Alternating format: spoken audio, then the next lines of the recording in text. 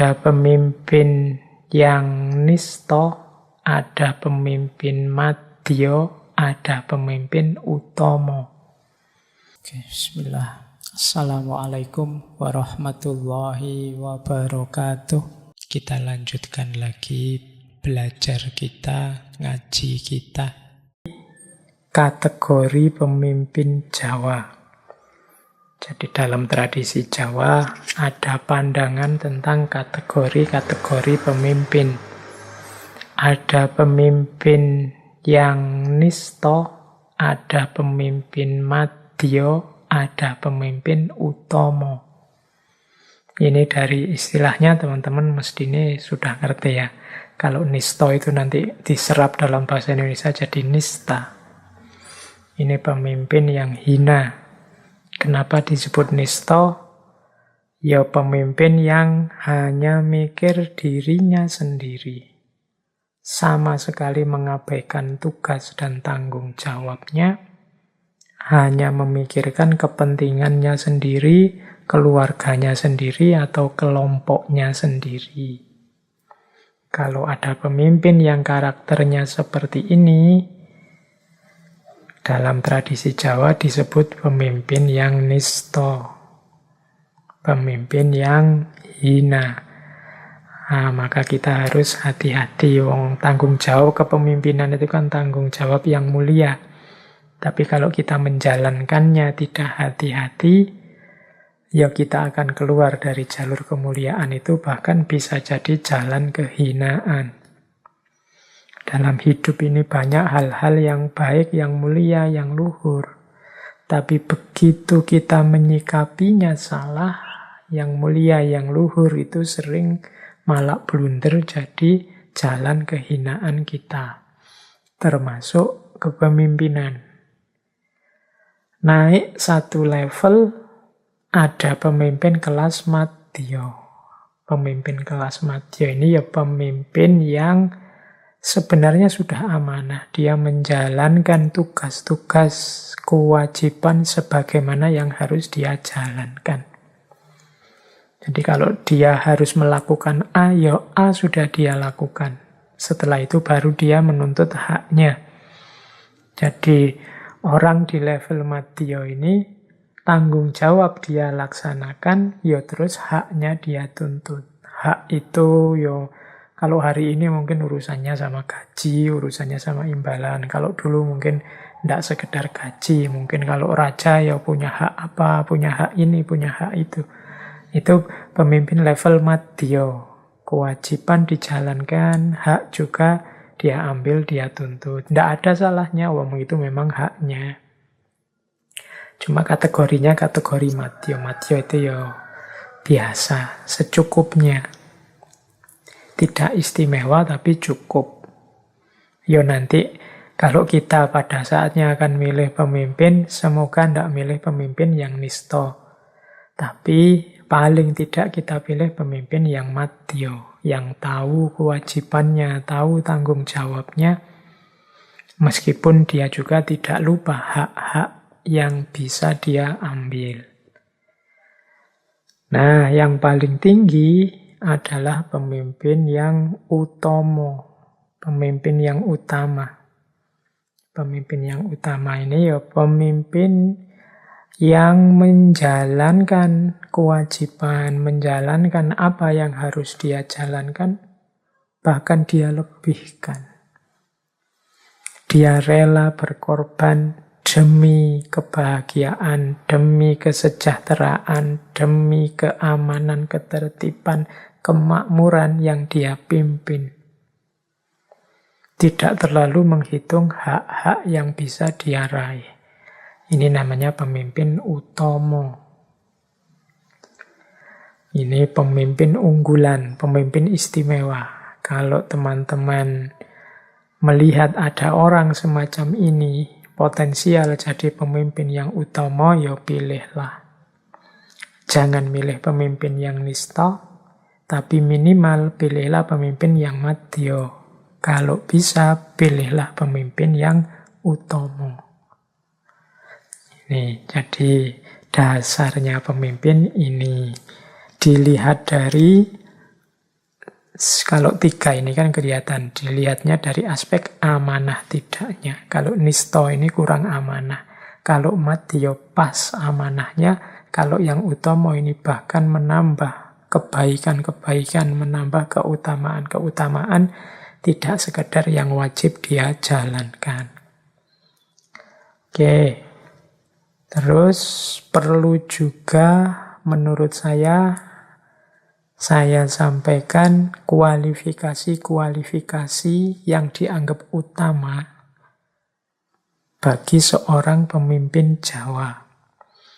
Dari beberapa bacaan saya simpulkan ideal yang sangat diinginkan dalam tradisi Jawa seorang pemimpin itu adalah stabilitas moralnya yang pertama. Jadi stabilitas moral itu dia, kalau bahasa agama, akhlaknya harus tegak dulu. Ini kalau saya simpulkan dari banyak sumber. Di catatan saya ada beberapa istilah yang sering sekali muncul sehubungan dengan moralitas seorang pemimpin ini. Di catatan saya ada 5. Yang pertama, ojo gumunan. Yang kedua, ojo kagetan. Yang keempat, ojo dumeh. Yang ketiga, ojo dumeh. Yang keempat, prasojo. Yang kelima, manjing ajur ajer. Jadi, moralitas pemimpin yang stabil antara lain bisa dilihat dari wataknya. Pertama, ojo gumunan. Ojo gumunan itu tidak mudah gumun. Gumun itu kagum dengan sesuatu. Hidup ini sangat dinamis, kita ketemu banyak peristiwa, tapi tidak usah mudah kagum, mudah wow kalau pakai bahasamu hari ini. Ada sesuatu yang menurutmu baik sedikit, kamu kagum, wah hebat sekali, wah luar biasa sekali, wah itu namanya gumunan. Orang yang mudah gumun ini mudah tertipu biasanya. Kayak kita kalau nonton sulap itu loh, isinya kan serba gumun, serba kagum. Waduh kok bisa ya, wah kok, itu gumun. Orang yang gumun biasanya tidak bisa berpikir jernih. Makanya tadi saya bilang kadang mudah tertipu. Para penyulap itu kan memanfaatkan kekaguman kita, kesiapan kita untuk mengagumi sehingga dia terus bikin trik-trik. Nah, dalam hidup banyak yang seperti ini. Jadi perhatian kita ditarik pada sesuatu hal, sementara di bagian yang lain kita ditipu. Maka pemimpin ojo gumunan. Setelah itu ojo kagetan. Mudah terkejut, mudah heran, mudah kaget. Orang kaget itu kan orang yang menunjukkan dia tidak siap menerima kenyataan. Kaget, kok bisa ini terjadi, kok bisa itu terjadi. Banyak orang gumun, banyak orang kaget waktu ada corona. Gumun dan kaget membuat kita tidak siap menghadapi kenyataan, membuat pikiran tidak jernih. Maka yuk bareng-bareng nambah ilmu, nambah wawasan, nambah pengetahuan tentang hidup ini, biar wawasan kita luas sehingga tidak gampang gumun, tidak gampang kaget. Apapun yang terjadi kita mampu membacanya. Paling tidak kita sikapi itu, ya kalau Allah menghendaki, kalau Tuhan memutuskan, apapun bisa terjadi. Tidak harus gumun, tidak harus kaget. Kalau pemimpin gumunan, pemimpin kagetan, sehingga dia terus tidak bisa berpikir jernih, sehingga terus dia mudah ditipu, ya yang susah nantinya yang dipimpin juga. Kemudian yang ketiga, ojo dumeh. Ojo dumeh ini mudahnya diartikan jangan sombong, jangan mentang-mentang. Jangan mentang-mentang jadi pimpinan terus menindas. Jangan mentang-mentang jadi rakyat terus sakarepe dhewe ndak mau diatur. Jangan mentang-mentang, itu namanya ojo dumeh.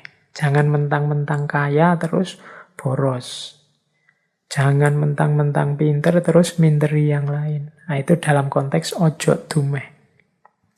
Pemimpin ndak boleh gumunan, ndak boleh kagetan, dan ndak boleh sombong. Ini kunci dalam jiwa seorang pemimpin. Kalau pemimpinnya gumunan, kagetan, dan sombong, ya kepemimpinannya tidak akan bagus. Yang keempat, prasojo. Prasojo itu sederhana.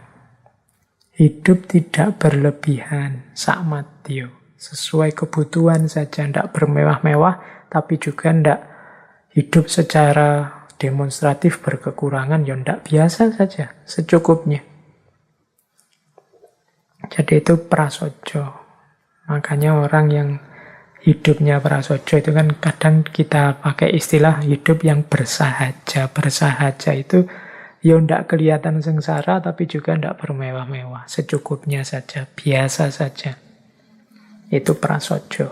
Ini termasuk keutamaan dalam dunia Jawa. Kemudian yang kelima, manjing ajur ajer.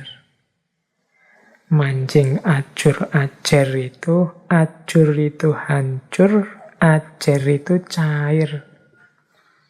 Maksudnya apa mancing ajur ajer itu? Seorang pemimpin dia harus bisa membaur di tengah masyarakat.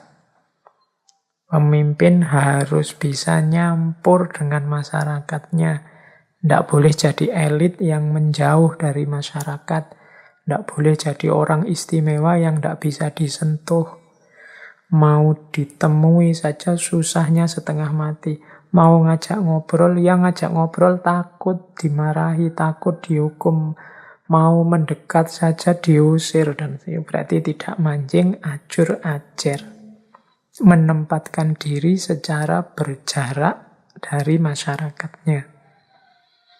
Seorang pemimpin diharapkan bisa menyatu dengan masyarakat. Makanya dalam tradisi Jawa ada istilah manunggaling kawula Gusti. Dari sisi budaya, politik, pemerintahan, manunggaling kawula Gusti itu bermakna ketika kehendak rakyat nyambung sama kehendak pemimpinnya. Atau ketika seorang pemimpin membaur bersama masyarakatnya. Nah, membaur itu istilahnya manjing ajur ajer. Oke, jadi ojo gumunan, ojo kagetan, ojo dumeh, prasojo, manjing, ajur, ajer. Ini untuk pengantar kita memahami dunia kepemimpinan Jawa. Perhatikan juga kualifikasi pemimpin selain moralnya, seorang pemimpin juga dituntut untuk menghidupkan rasa. Karena ciri nalar Jawa, ciri cara hidup Jawa itu ada titik tekan pada dunia batin atau dunia rasa. Saya ambil contoh teori kecil dari Ki Ageng Suryo Mentaram tentang menguasai rasa, atau kalau pakai istilah beliau, menguasai raos gesang. Raos gesang itu rasa hidup. Pemimpin harus punya ini. Selain moralitas, dia harus rasanya hidup. Rasa itu apa ya? Kalau dalam dunia ilmiah ya, kalau bahasa Indonesia rasa itu agak susah mengepaskannya karena rasa sering dihubungkan dengan makanan. Tapi rasa, semacam intuisi, semacam nurani, itu hubungannya dengan rasa. Kalau menurut Ki Ageng Suryo Mentaram, raos gesang itu paling tidak yang utama ada 4. Jadi dia akan muncul sebagai orang yang punya rasa hidup kalau punya 4 ini. Yang pertama apa? Bisa rumangsa dan ojo rumangsa bisa.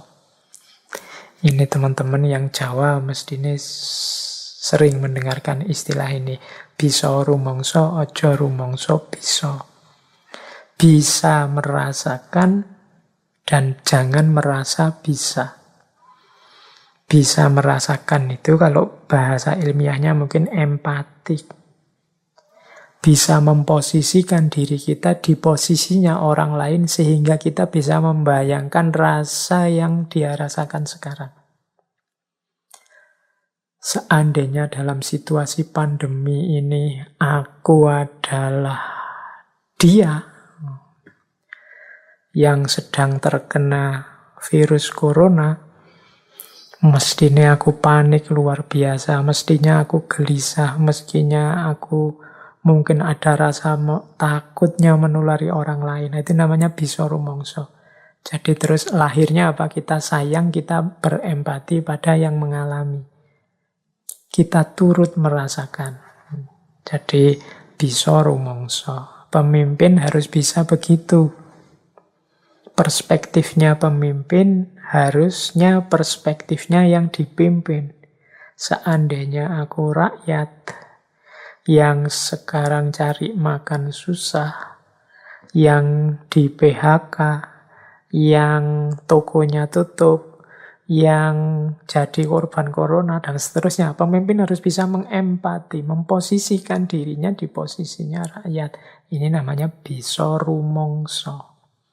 Sehingga nanti keputusan-keputusan yang diambil, kebijakan-kebijakan yang diambil, kebijakan yang empatik, berpihak pada rakyat, bukan kebijakan yang perspektifnya dirinya sendiri, visi dan keinginan-keinginan pribadinya, tapi visi dan keinginan yang dia pimpin.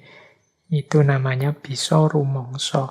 Kebalikannya rumangsa bisa. Rumangsa bisa ini ya orangnya tidak bisa empatik. Dia merasa kebenaran itu adanya hanya dalam dirinya saja. Akhirnya merasa sombong. Menganggap orang lain semua harus ikut kebenarannya. Ini orang yang rumangsa bisa. Padahal mungkin dia tidak terlalu mampu, tapi menganggap dirinya mampu. Itu rumangsa bisa, merasa bisa. Maka pemimpin harus bisa rumangsa dan tidak rumangsa bisa. Orang yang rumangsa bisa itu adalah orang yang tidak mau belajar. Terus yang kedua, untuk menguasai raos gesang butuh angrosowani. Angrosowani itu punya rasa keberanian. Kalau dalam ilmu akhlak harus punya syaja'ah. Berani memulai, berani mengakhiri, berani belajar, berani salah, berani keliru, berani berjuang, berani. Orang hidup kalau tidak punya rasa berani, dia tidak akan bergerak. Dia akan cari sudut aman hidupnya, dia akan berlindung di balik zona nyaman kesehariannya.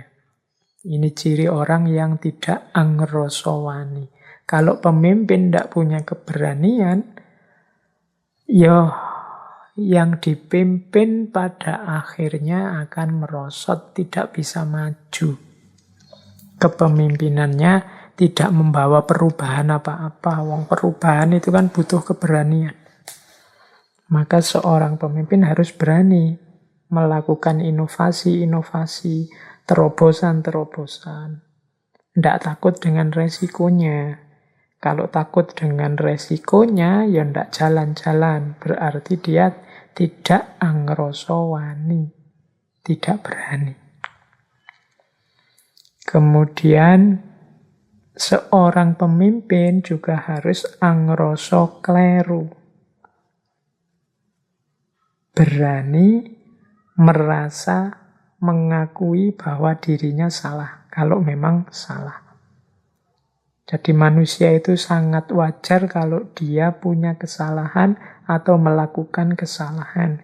Justru tidak manusiawi kalau orang menganggap dirinya benar terus. Sekali-sekali orang itu ya pasti punya salah. Nah, manusia yang utama itu punya angroso kleru. Dia sadar dan mau ngaku kalau pas dia salah. Orang yang tidak punya angroso kleru, ini nanti jadi orang yang tidak bisa jadi lebih baik. Hidupnya statis. Hidup kita itu jadi lebih baik kan ketika yang salah-salah kita luruskan, yang salah-salah kita benarkan. Cuma kalau ndak mau ngaku salah, ya ndak akan berkembang, mandek. Jadi angroso wani sama angroso kleru itu rasa yang harus hidup dalam diri kita, karena kalau tidak kita ndak akan jadi lebih baik. Dan yang keempat, bener tur pener. Nah, jadi untuk menghidupkan raos gesang, ya kita harus ada di ranah kebenaran dan kepeneran. Jadi dalam budaya Jawa ada beda antara bener dan pener. Pener itu kebenaran yang diterapkan pas dalam ruang dan waktunya. Konteksnya sesuai. Kadang-kadang ada kebenaran tapi tidak kebenaran. Benar tapi tidak benar. Sering saya ilustrasikan kan benar tapi tidak benar. Misalnya kamu punya teman kurus terus mbok panggil halo cungkring apa. Dulu saya ada itu manggilnya halo triplek atau apa. Nah, itu berarti kamu benar ngomong wong dia kurus kamu anggap dia kayak triplek tapi ndak benar. Membuat dia sakit hati. Jadi kebenaran harus diungkapkan secara benar dengan jalan yang benar pada ruang, waktu, dan situasi yang benar. Baru dia disebut benar. Oke, kalau teman-teman ngikuti diskusi kadang-kadang di TV-TV, itu banyak orang bertukar kebenaran. Bertukar kebenaran itu ini ngomong A, ini ngomong B. Kedengarannya beda-beda. Tapi kok kadang-kadang kita bingung, ini kok benar semua sih? Ya, kalau diukur dari benar mungkin ya bisa benar semua. Tapi benar beda lagi. Benar itu pas enggak dia kalau digunakan. Cocok enggak untuk situasinya. Itu namanya benar. Nah ini kualifikasi pemimpin.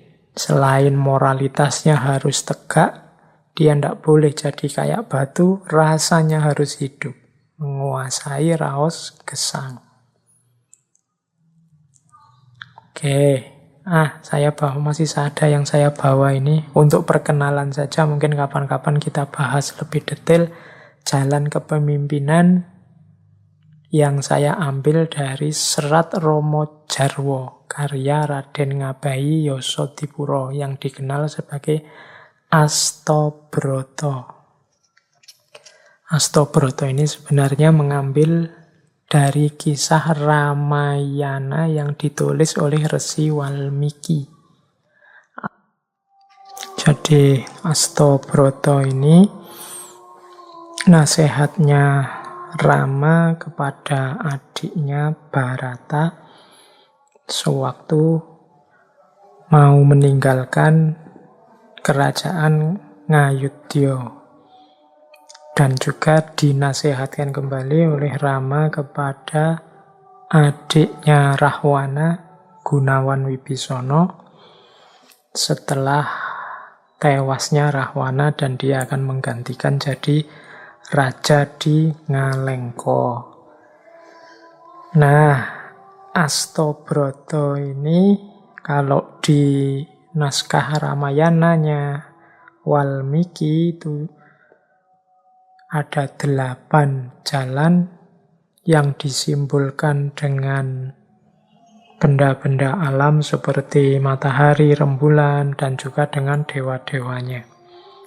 Kalau dalam serat Romo Jarwo, kalangan Raden Ngabahi Yosodipuro, Astobroto itu 8 jalan kepemimpinan dengan simbol-simbol alam.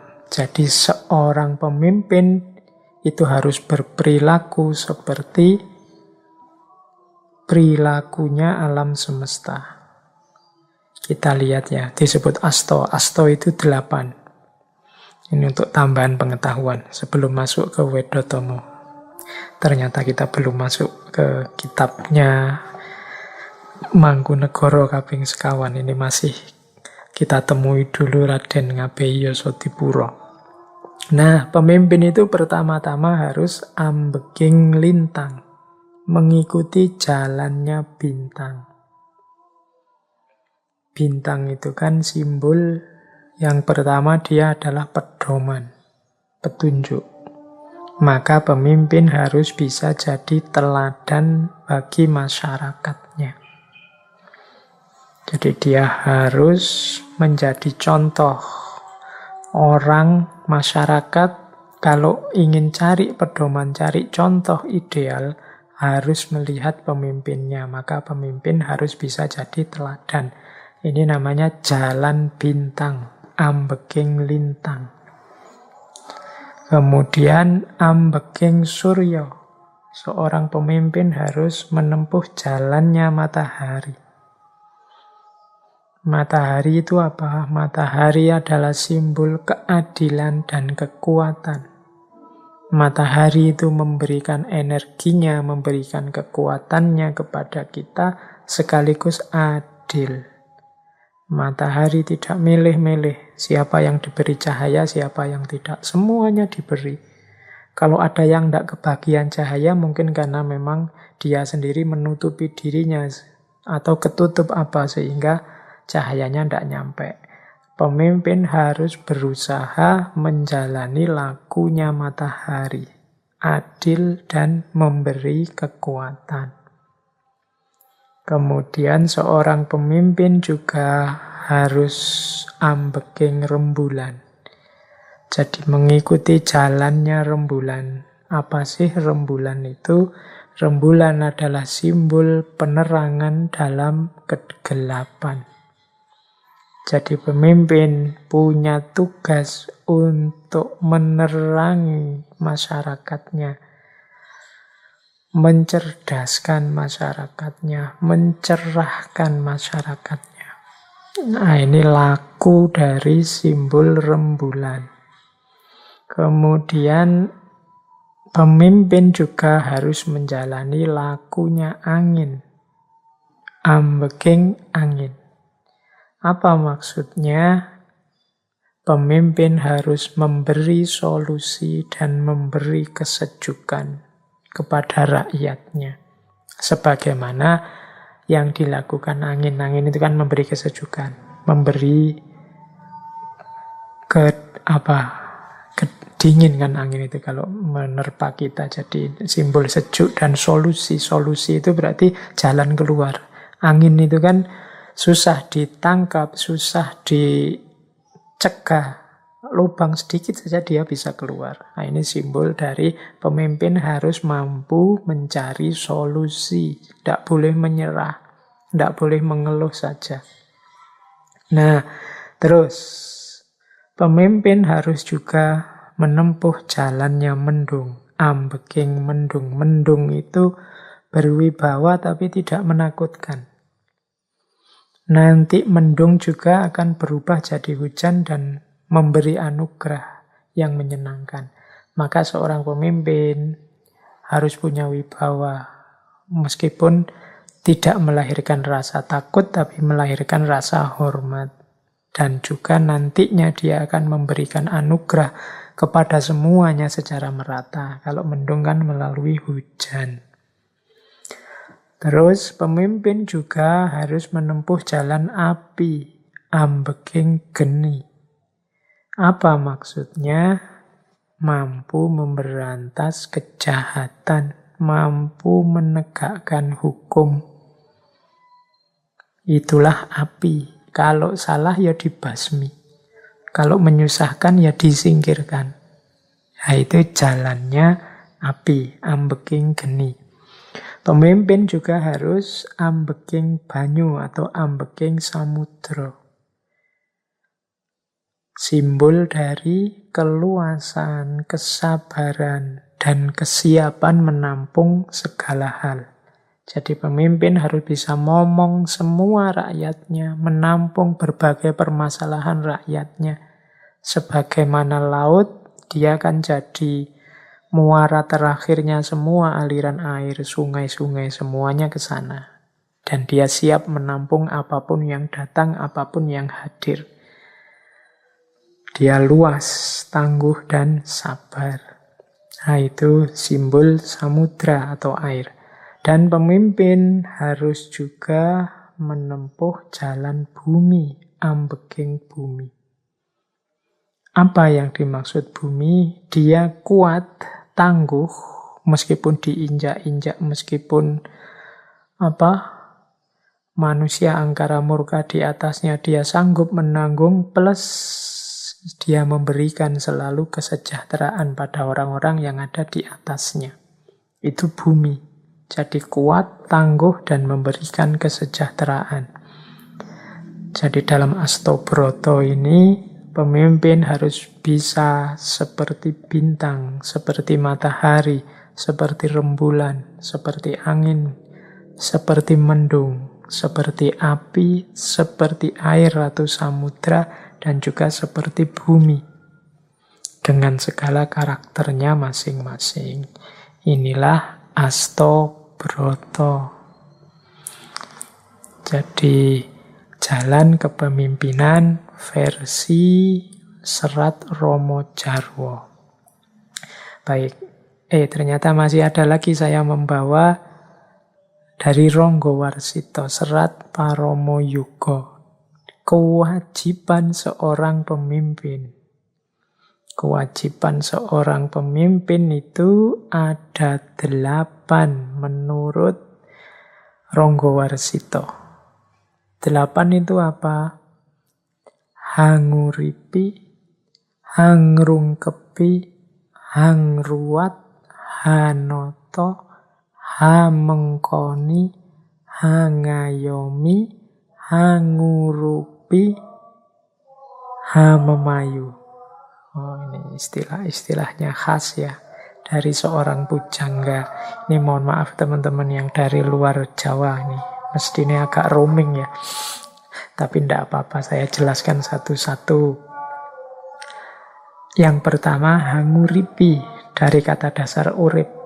Jadi pemimpin harus bisa mewujudkan kehidupan yang layak bagi rakyat yang dipimpin. Dia harus selalu mendorong tercapainya kehidupan yang layak. Itu namanya hanguripi. Yang kedua, hangrungkepi. Hangrungkepi itu seorang pemimpin harus berani berkorban. Tidak cari selamat sendiri, tidak cari enak sendiri. Tidak hanya menuntut haknya, bahkan dia harus berani berkorban untuk yang dia pimpin. Itu namanya hangrungkepi. Yang ketiga, seorang pemimpin harus hangruat. Hangruat itu mampu memberantas masalah, menyelesaikan konflik, menyelesaikan problem. Nah, itu namanya hangruat. Kemudian hanoto. Kalau ini mudah ya. Pemimpin harus bisa mengatur, harus bisa menata, membuat tertib. Kemudian hamengkoni, memangku, momong, memberi bingkai agar masyarakat yang dia pimpin rukun, bersatu. Nah, itu namanya hamengkoni. Jadi menata, memangku, hangayomi. Hangayomi ini memberi perlindungan. Kemudian hangurupi. Dari kata dasar urup, nyala. Berarti apa? Pemimpin harus bisa menyalakan rakyatnya, membangkitkan semangat rakyatnya, masyarakatnya yang dia pimpin. Nah, itu namanya hangurupi. Dan yang terakhir, hamemayu. Hamemayu ini maksudnya apa? Seorang pemimpin harus bisa menjaga harmoni, menjaga ketentraman rakyatnya. Ini silahkan dicek di Serat Paromoyugo, karya Raden Ngabei Ronggowarsito. Dharmanya pemimpin adalah hanguripi, hangrungkepi, hangruat, hanoto, hamengkoni, hangayomi, hangurupi, hamemayu. Menghidupkan, berani berkorban, mengatasi masalah, menata, memangku, mengayomi, membangkitkan semangat, dan menjaga harmoni. Itulah ciri pemimpin yang ideal. Baik, teman-teman. Ini pengantarnya panjang lebar sekali. Tapi memang saya sengaja paling tidak bagi yang tertarik selanjutnya. Itu kan di atas tadi saya cuplik sedikit-sedikit dari Ki Ageng Suryo Mentaram, dari Raden Ngabei Yosodipuro, dari Ronggowarsito. Nah, yang tertarik ya monggo digali sendiri, dicari sendiri ya yuk. Apalagi yang muda-muda. Jangan sampai khazanah-khazanah lama yang luar biasa seperti ini terlewatkan oleh kita. Kalau terlewatkan di era kita, pasti anak cucu kita tidak sekedar terlewatkan, tapi hilang. Kalau hilang eman-eman. Atau tidak hilang sih, cuma tinggal catatan-catatan. Jadi museum saja. Kita belajar kemana-mana, tapi melupakan khazanah sendiri. Makanya sering orang itu kalau buka khazanah-khazanah lama itu kaget-kaget sendiri. Kok bagus ya, kok ada ya. Itu menunjukkan bahwa selama ini kita tidak terlalu peduli dengan khazanah-khazanah keutamaan semacam ini. Oke, lebihnya mohon maaf. Wallahul muwaffiq, wallahu a'lam bissawab. Wassalamualaikum warahmatullahi wabarakatuh.